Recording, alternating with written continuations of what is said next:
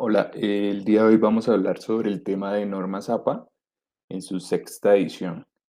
Es importante saber que en la actualidad, hace poco, eh, ya digamos entró en vigencia la séptima edición. Era una edición que ya había salido hace algún tiempo, pero que en Colombia no se había implementado como tal, ¿sí? Entonces, el día de hoy vamos a ver la sexta edición, que es la sexta edición, que es la penúltima, para luego sí ver la última edición, ¿sí? Es importante entender esa sexta edición, los conceptos básicos, para poder entender qué fue lo que cambió en la séptima edición, ¿sí? Digamos que se mantiene básicamente lo mismo. Lo que cambian son unas cositas muy pequeñas en esa última edición, y eso lo vamos a ver en esas sesiones. Entonces, es importante que prestemos atención a ese tema. Por lo general, los profesores no explican ese tema así, digamos, en detalle. Casi siempre se hace es que el profesor da una guía, el estudiante la lee y luego tiene que implementarla. Acá pues voy a ser lo más claro y sintético posible para que vayan entendiendo la guía. De todas maneras, pues les voy a pasar una guía para que el que quiera profundizar pues lo haga, ¿no?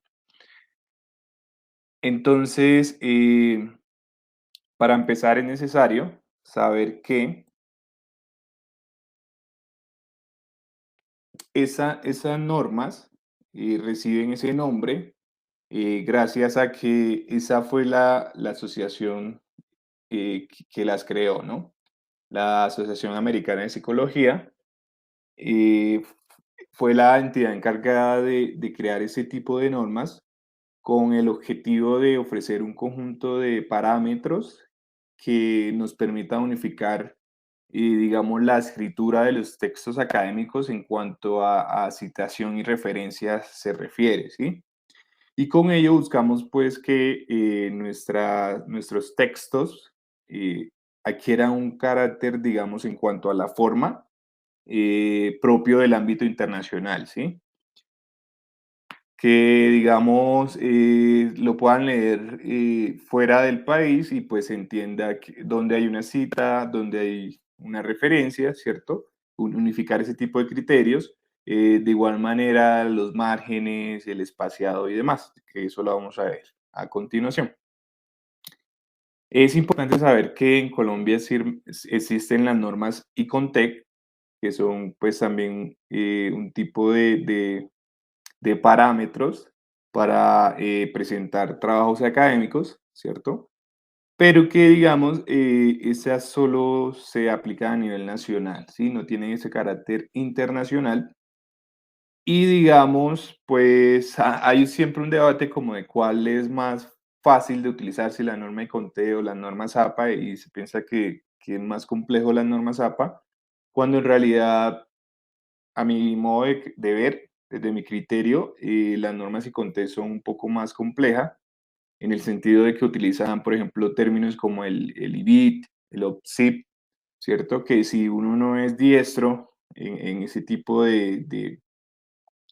digamos, citación, puede incurrir también ahí en errores muy tontos.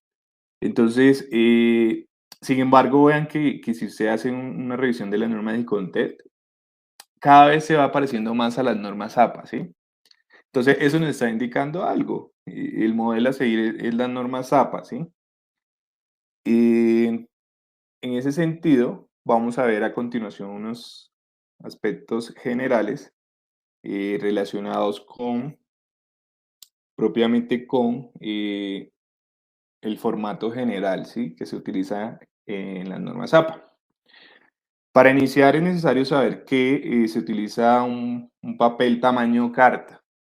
¿Sí? Siempre vamos a utilizar tamaño carta, nunca vamos a utilizar tamaño oficio. Eh, digamos, si tenemos una tabla que es muy ancha, pues lo que podemos hacer en esa hoja es ponerla de manera horizontal, ¿sí? Digamos, podemos buscar estrategias, pero el formato que debemos utilizar es tamaño carta. En cuanto al margen, vamos a utilizar una pulgada. Eso equivale a 2,54 centímetros por los 4 lados, ¿sí? Fíjense que Normas y Conté les dice que debe ser 4 centímetros, 3 centímetros, 3, 2, ¿cierto? Es mucho más difícil recordar eso. En cambio acá hay una uniformidad en los 4 márgenes y lo reducen a 2,54 centímetros en los 4 lados. Ustedes solo tienen que recordar que equivale a una pulgada. Ahora, ¿cómo puedo yo hacer eso en mi trabajo, sí? Entonces, fíjense que acá hay un texto, ¿cierto? Y yo voy a ajustar mi documento con ese margen. Lo que debo hacer es ubicar el puntero acá. Fíjense que acá hay un margen gris, eso indica el tamaño del margen, ¿no? Y empieza acá ya, digamos, una parte blanca que indica pues el inicio digamos, de la hoja donde vamos a escribir, ¿no? Allí la ubicamos en el límite de esos dos colores, le damos doble clic izquierdo y allí le va a aparecer este cuadro de configuración de página, ¿sí? Allí lo que debemos hacer es, en todos los márgenes, cambiarle a 2,54 centímetros.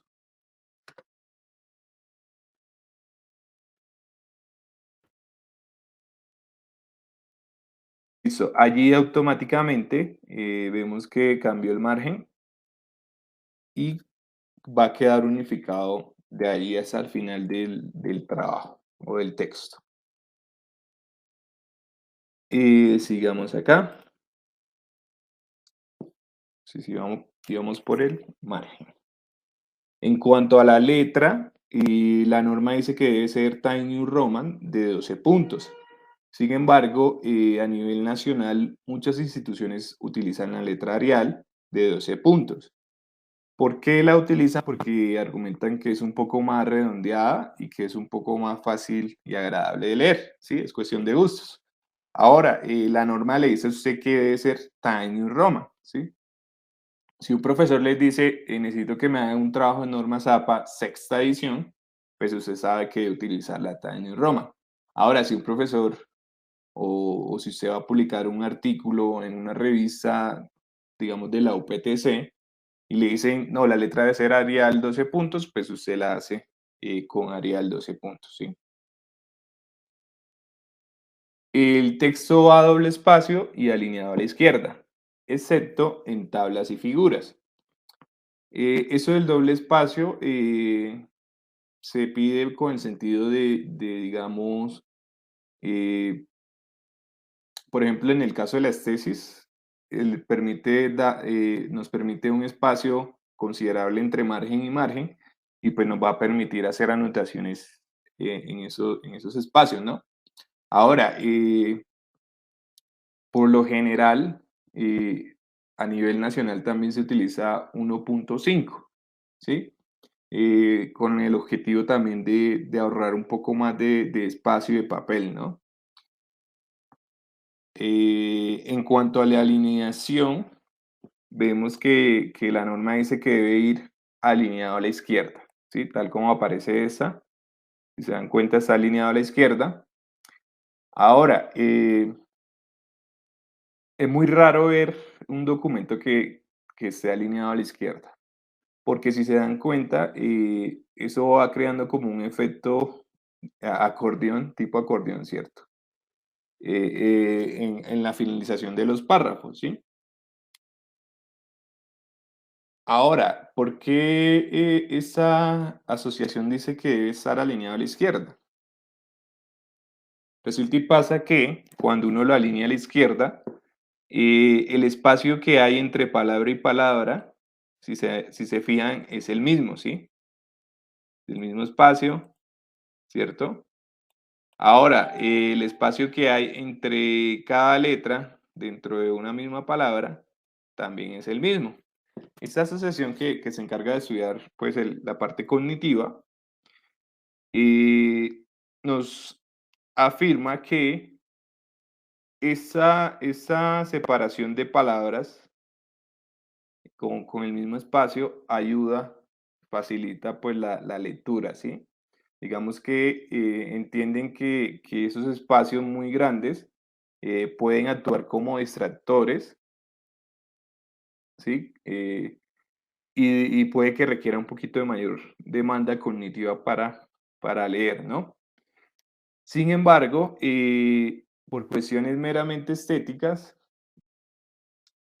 toda publicación, o bueno, la mayoría, se hace de manera justificada, ¿sí? Lo cual quiere decir que todo párrafo inicia en este margen y termina en el de acá, ¿cierto? Hay una forma más cuadrada, digamos, de presentación de los párrafos. Meramente estético, como les digo, si se fijan acá ya, el espacio que hay entre palabra y palabra puede variar, ¿no?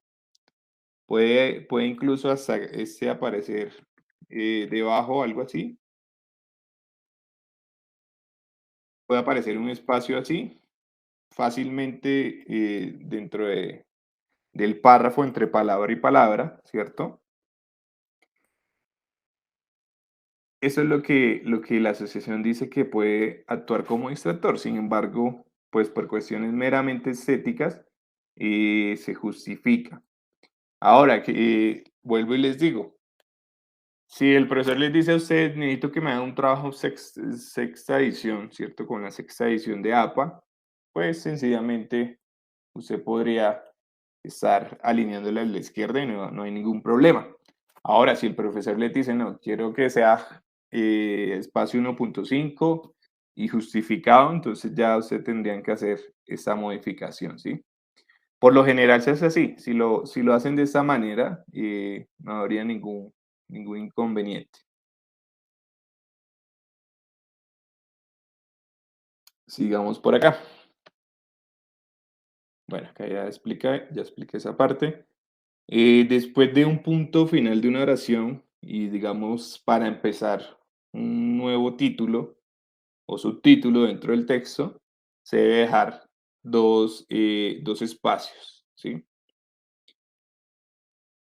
De igual manera, debe aparecer una sangría que corresponde a 5 espacios iniciales en la primera línea de cada párrafo. Esa sangría se puede cuadrar de manera automática también en el Word. Vamos a ver acá. Entonces, por ejemplo, digamos que tengo esos dos párrafos, ¿sí? Digamos que acá va el título del texto,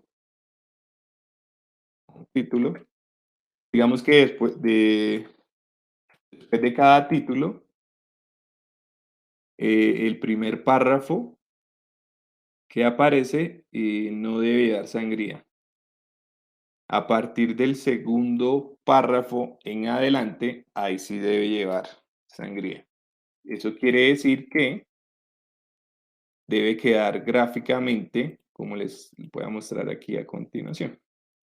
Entonces, digamos que está el título, está el primer párrafo, ese párrafo no lleva sangría.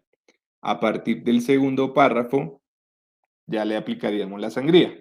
La sangría, como les decía, corresponde a prácticamente 5 espacios, o sea, presionar 5 veces la barra espaciadora, ahí va 1, 2, 3, 4 y 5, ¿sí? Es decir, equivaldría más o menos a 0,5, ¿sí? Centímetros. Ahora, es muy cansón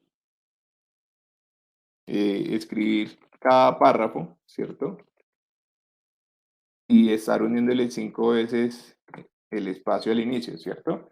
Entonces, para eso existe una herramienta eh, acá en Word que nos permite hacerlo de manera automática. Entonces, ya les voy a mostrar acá cómo se hace. Tengo este párrafo, lo que voy a hacer es lo siguiente. Selecciono el párrafo y puedo hacerlo de dos maneras. Uno, me ubico acá en la parte superior y solo arrastro el triangulito de arriba, ¿cierto? Y lo dejo acá en este punto. Y fíjense que al darle Enter, ya me deja automáticamente la sangría en la primera línea. ¿Sí? Ese espacio desde el margen hasta aquí que podemos apreciar. Ahora, la otra manera que puedo hacerlo es la que les voy a mostrar a continuación. Y puedo seleccionar el párrafo, le doy clic derecho y luego escojo la opción párrafo. Y aquí donde dice sangría, me voy a la opción especial. Aquí selecciono primera línea y le dejo 0.5 centímetros y le doy a aceptar. Entonces fíjense que también le va a dar la opción de sangría y inmediatamente al darle Enter para iniciar el otro párrafo, ya me deja pues la sangría allí inicial. Sigamos acá. Entonces va a aparecer así, como les mostré en el ejemplo, ¿no? En Word. Solo la sangría en el primer espacio. Fíjense que las otras líneas del párrafo no llevan sangría. ¿Vale? Ahora, lo que les decía. Acá miren que viene un párrafo con sangría, otro con sangría, ¿cierto? El punto se deja dos espacios antes de un título, que les decía. Título en negrita. El primer párrafo que aparece después de un título no lleva sangría. Y a partir del segundo en adelante le aplico la sangría. Gráficamente el trabajo debería quedar así. La paginación va en la parte superior derecha. Las tablas no tienen líneas separando las celdas. Ese es otro aspecto que se debe tener en cuenta con las normas APA. Entonces, acá les traigo un ejemplo, ¿sí? Eh, Fíjense que solo aparecen tres líneas, ¿no? Está esa, dos y tres, ¿sí? En la parte superior de la primera línea, pues se indica el número y nombre de la tabla. Entonces, tabla 1, la parte superior, una línea más abajo debe ir en título en cursiva, el título de la tabla. Luego, debajo de esa primera línea aparecen las categorías de análisis. Luego aparece una segunda línea y entre la segunda y la última línea aparecen las variables y los datos que estoy mostrando con esa tabla. Y finalmente, pues la tercera línea, pues nos indica el final de la tabla, ¿no? Ahora, debajo de esa tercera línea, podemos ubicar una nota de la tabla. Esa nota tiene que ser netamente explicativa, ¿sí? No debe repetir algo que ya se sobreentiende con la tabla. Entonces, acá tenemos un ejemplo de lo que debe ser una tabla según las normas APA. Entonces, fíjense que la nota, acá dice el valor P se calculó con base en la prueba U de Mann-Whitney, ¿sí? Entonces uno va acá a valor P, ese es el valor P, lo calculó de acuerdo a esa prueba, ¿sí? Fíjense que la tabla por sí sola no me está indicando cómo fue que hizo ese cálculo. Por eso es que es necesario acá agregar esta nota. Ahora, no todas las tablas deben llevar notas, ¿sí? Eso hay que también tenerlo claro. Eso es opcional, ¿sí? Solo en los casos que sean necesarios. Ahora, en el Word, ¿cómo se lleva a cabo ese proceso de dejar solo tres líneas? ¿Sí? Porque cuando yo le doy insertar a una tabla, siempre me saca todas las líneas y no sé dejarlo no sé, dejar las 3 líneas, ¿sí? Ahora, aquí lo que debo hacer es lo siguiente, selecciono la tabla, voy acá a esta parte superior donde dice bordes, le doy clic allí, inicialmente le doy sin borde, fíjense que ya eliminó todos los bordes, ¿cierto? Luego selecciono otra vez borde, le doy borde inferior, borde superior, entonces ya tengo la primera y última línea. Ahora, debajo de las variables, como les decía, debo ubicar también una línea. Entonces selecciono esa primera fila, luego voy otra vez a borde y aquí le doy borde inferior. Entonces fíjense que ya me dejó solo las 3 líneas. Eso le da mayor limpieza a la tabla, le da mayor facilidad de lectura, ¿cierto? Porque, digamos,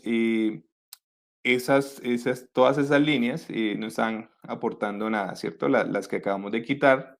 Fíjense que eh, yo aquí puedo relacionar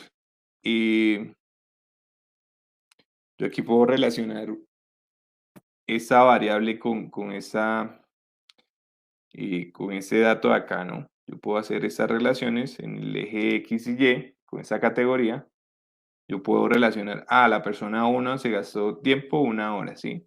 El trayecto fue de X a Y y el ahorro fue de esa persona 1 fue de 100, ¿sí? Entonces uno puede establecer una relación allí eh, del eje X y Y, ¿no? Horizontal y vertical y no hay ninguna confusión allí en ese aspecto. Entonces acá, si quisiera ponerle el nombre, tabla 1,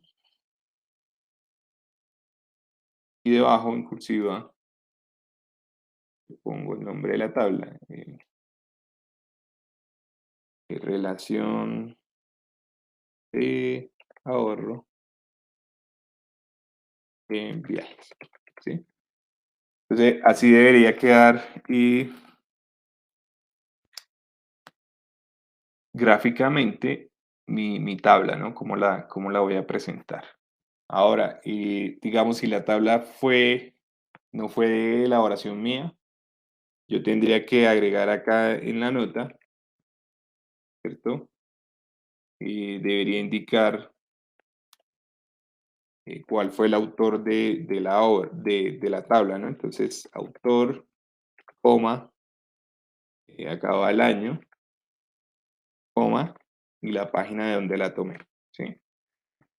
Digamos que así debería ir referenciada una tabla, en este caso cuando la tabla no es de nosotros, de nuestra autoría. Sigamos. Se escribe en tercera persona, se sugiere, o también de una manera impersonal, digamos, ¿sí? Aunque eso también depende del área de conocimiento de cuáles estemos pues hablando, ¿sí? Digamos, cuando son ciencias o áreas como las artes, eh, se permite el uso de la primera persona, ¿no? Digamos, porque es un trabajo más de apreciación artística, ¿cierto? Donde el autor da una opinión sobre una obra, ¿sí? Entonces podría decir, yo considero que la obra de fulanito es tal cosa, ¿sí? Ahora, cuando es un trabajo de otras ciencias, de otras carreras, eh, de ciencias más consideradas duras, ¿cierto? Entonces ya no es eh, recomendable utilizar la primera persona. Allí se debe utilizar la tercera o el impersonal. Entonces es muy diferente decir, considero que tal cosa, ¿cierto? Se considera tal cosa, ¿sí? O fulanito, que es un duro en el campo, considera tal cosa, ¿sí? Entonces vean que esas dos últimas formas le dan mayor consistencia a nuestro discurso.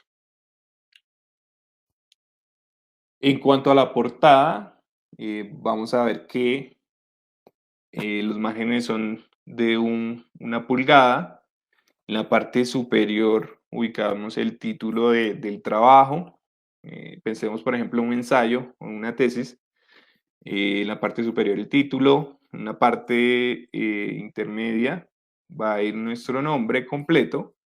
Y en la parte inferior va a ir la universidad, la facultad, el programa, la ciudad y el año de presentación del trabajo.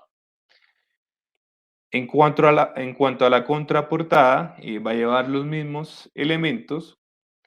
Lo único que cambia acá es que se agrega el nombre del docente o el asesor, ¿sí? Ya sea docente de la asignatura o un docente director de la tesis, ¿no? Entonces va a ir ubicado en esa parte que les indico. Ahora, ¿qué determina si mi trabajo de llevar portada y contraportada? Resulta y pasa que la contraportada es opcional, ¿sí?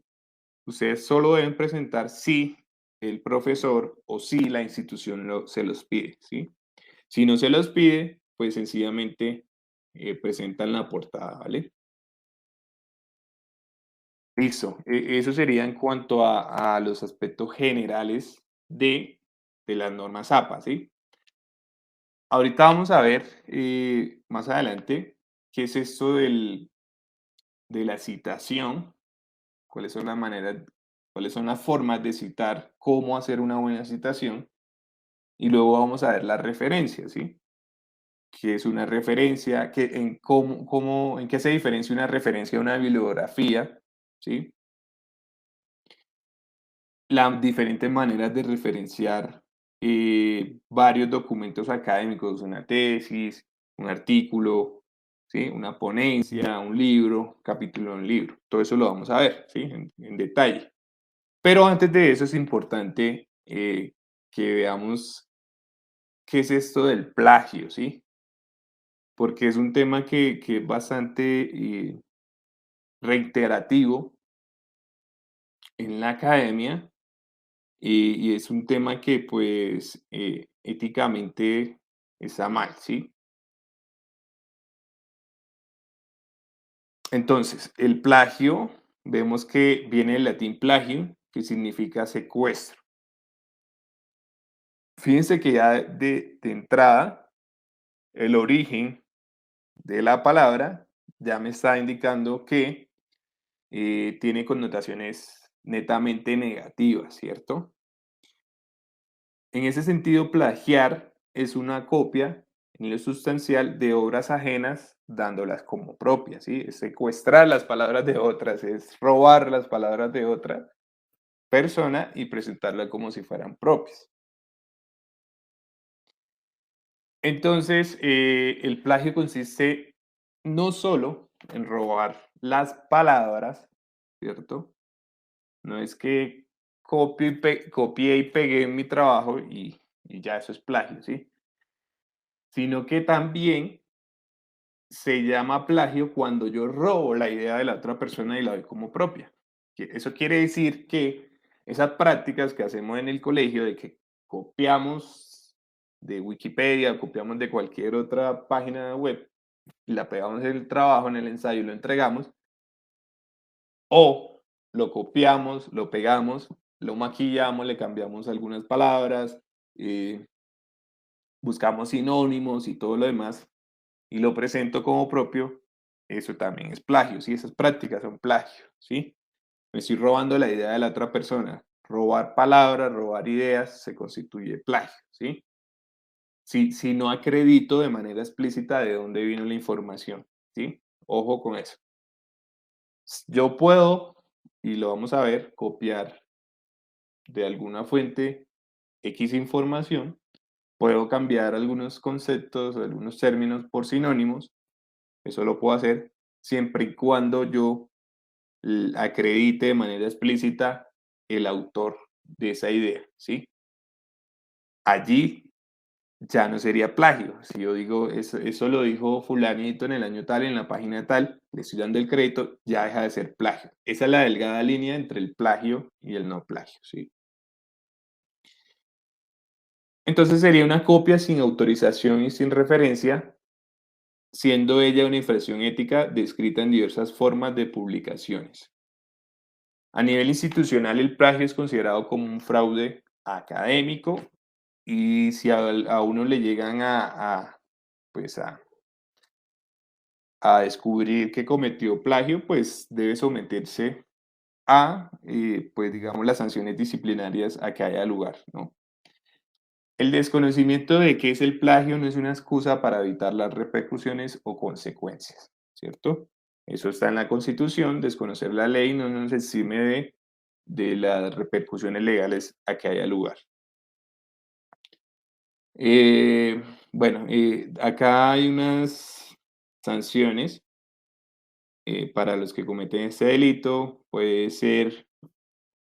que cometa o puede que pague, ¿cierto? Algún tiempo en la cárcel o una multa, ¿sí?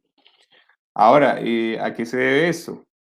Por la sencilla razón de que al cometer plagio, no solo le estoy robando la idea a otra persona, ¿cierto? Sino que puede que en muchas ocasiones yo me pueda estar lucrando a raíz de ese plagio, ¿no? Puedo estar publicando un artículo plagiado, ¿cierto? Y ese artículo puede estar repercutiendo en que me aumenta mi salario en la universidad, ¿sí? Como docente, entonces me aumentan el salario, me lo aumentan de ahí en adelante, ¿cierto? No es que me aumentan el salario un semestre, no, me lo aumentan de ahí en adelante, entonces fíjense que me estoy lucrando gracias a la idea de otra persona, ¿no? Por eso es que tiene repercusiones de ese tipo, ya dependiendo pues de lo que se descubra, de cuánto fue que me lucré, de cómo fue que perjudiqué a la otra persona, pues ahí se determina la sanción correspondiente. Ahora, existe varios tipos de plagio, ¿cierto? El más famoso es el del copia y pegue, como les decía, pero fíjense que ese señor Soto, en el año 2012, nos regala una clasificación bastante completa, a mi modo de ver, sobre los diferentes tipos de plagio, ¿sí? Él inicialmente los divide en tres tipos que tienen que ver con la forma, el método y el propósito, ¿sí? Por ejemplo, el propósito, si lo hice con intención o si lo hice de manera accidental, ¿sí? Como ya les decía, eh, no es una excusa decir, es que ahí hay plagio, es que no, yo no lo hice con intención, no sabía, se me pasó, ahí hay plagio, ¿sí? Entonces, no es un argumento válido, ¿cierto? Ambos son plagios, si lo hice con intención o sin intención. También nos dice, en cuanto a la forma, existe el autoplagio, cuando me plagio a mí mismo, la falsa autoría, cuando incluyo a personas que no hicieron nada en el trabajo, incluyo el nombre, envío doble, cuando envío un artículo a dos revistas al mismo tiempo, robo de material, bueno, cuando tomo un trabajo que hizo alguien, ¿cierto? Un amigo hizo un trabajo, lo tomé y lo presenté como si fuera mío. Copia de código de fuente, cuando tomo el código HTML de un programa, un software, le hago algunos ajustes, medio ahí chiquitico y lo presento como si fuera mío, como coger un juego, pensemos, y presentarlo como si el juego fuera de mi elaboración, ¿sí? Coger el código HTML y presentarlo, eso es plagio también. En cuanto al método, copiar y pegar, pues ya se sabe en qué consiste, ¿no? Parafraseo inapropiado. Cuando digo que fulanito dijo algo, ¿cierto? Según fulanito, la competencia comunicativa es tal cosa, ¿sí? Pero resulta y pasa que fulanito no quiso decir eso, dijo fue otra cosa, eso es plagio. Referencia perdida, cuando, ¿qué? Cuando cito algo, ¿cierto? Pero no incluyo la referencia de esa fuente, ahí también hay plagio. Referencia falsa. Entonces, bueno, cité esa definición de competencia comunicativa. No sé quién la dijo, pero digamos que la dijo fulanito, cuando fulanito no lo ha dicho. Entonces creo una referencia a fulanito, ta, ta, ta, ta. Eso es plagio. Le estoy adjudicando una idea a alguien que nunca dijo eso. Fabricación de datos, cuando me invento una cita, cuando me invento que fulanito dijo algo cuando en realidad no lo dijo. Y robo de ideas, ¿sí? Entonces, fíjense que hay una variedad de formas de hacer plagio que es importante tenerlo presente para no incurrir en ello, ¿sí? Entonces, bueno, antes de continuar con ese tema de cita y referencia, es importante que eh, lean este artículo, tiene como unas 15 páginas, sí, más o menos unas 15 páginas, en el cual se explica esa variedad de tipos de plagio, ¿sí? Por favor, lean este artículo porque de allí vamos a hacer un pequeño trabajo práctico como para identificar y reconocer cada tipo de forma de plagio. Y luego, en la siguiente sesión, vamos a seguir con qué es esto de la cita y la referencia, ¿vale? Entonces, eso ha sido todo por hoy. Nos vemos en la próxima sesión. Muchas gracias. Buen día para todos.